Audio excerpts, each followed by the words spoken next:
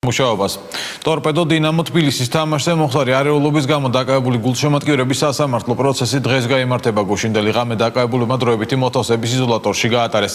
ისინი ადმინისტრაციული წესით პოლიციისათვის წინააღმდეგობის გაწევისა და ხულიგნობის მუხლით არიან დაკავებულები. გულშემატკივართა ნაწილმა პოლიციის შენობა გუშინ გვიან ღამით დატოვა. პოლიციის შენობაში 16 გულშემატკივარი რჩება.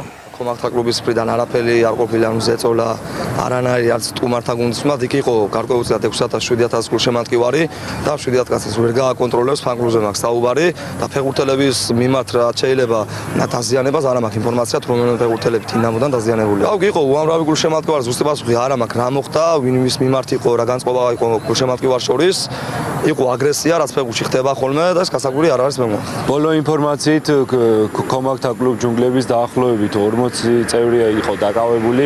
ზოგი მათგანი ძირითადად ნარასკვლოვნები გაანთავისუფლეს, თუმცა კიდევ რჩებიან, რომლებსაც ემუქრებათ სასამართლოს გადაწყვეტილებაზე ვიქნებით დამოკიდებული. ეს იყო კონკრეტულად კომაქტ კლუბ ჯუნგლების დაპირისპირება თბილისის დინამოს გულშემატკივრებთან, რომელთანაც გაირკვა საბოლოოდ ის, რომ ჩვენი წენა ჰქონდა და ასე ჩაიშალა თამაში.